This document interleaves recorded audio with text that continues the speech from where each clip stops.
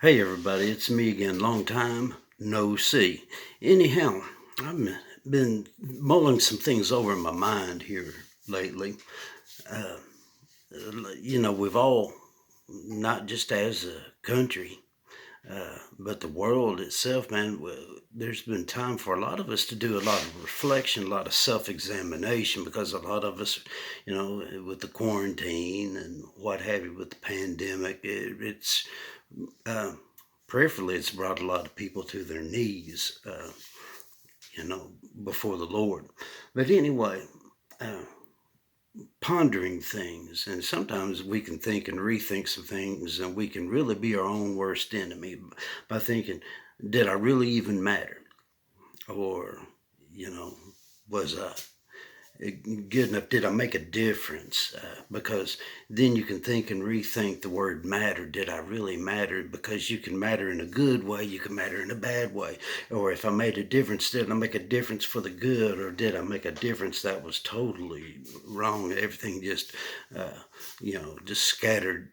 In the wind, like, autumn leaves are like burning ash. Everything you tried, it seemed like everything you did was failing, because we measure success by a whole lot of different things. Now my life is ministry, and if ministers don't watch it, they can look and see it in their life, how many people are there, or in it's not, your situation is probably totally different than mine unless you are in ministry. But we look at things sometimes from a human standpoint, and we don't see with the eye of God all of the time, because we are human. And sometimes we get this negative view of us.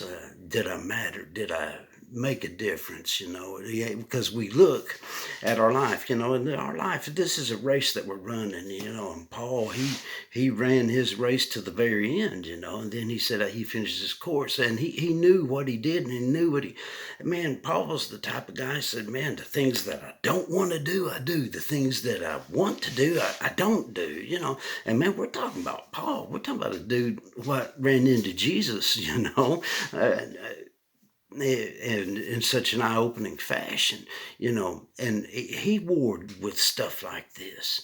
Um, you and I, if we don't watch it, we can keep dwelling on even past mistakes. But like I said, this is a race, and we look at the whole race that we've run sometimes, and then we're looking right where we're at, and we're wondering, man, this doesn't look good. This doesn't look like what I expected it to be when I started this thing. Whatever it is in your life, whether it's relationships, or whether it's your work, or whether it is in your life, you know, whatever it is, we look at the whole thing, and then we're looking where we are right now, and maybe you're not satisfied with it, or maybe, is this all there is to it? And on and on and on. You don't know something, but this might be the final lap to victory.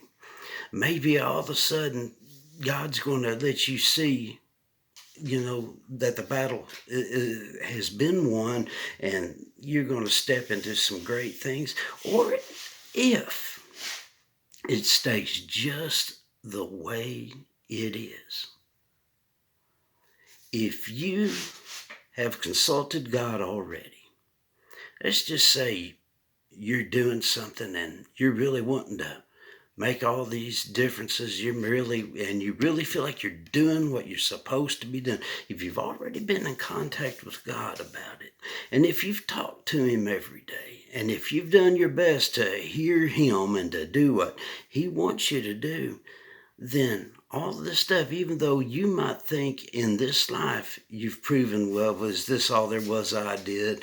Was I a failure? It might just surprise you whenever you hit glory and you hear, well done, thou good and faithful servant. And I understand that you want more. I understand that you don't want to be beneath. You want to be above. You want to be the head and not the tail. Nobody wants to be deemed a loser. Nobody wants to be a failure. Not, but watch what your litmus test is. Don't do what you're supposed to do and measure yourself up to somebody else.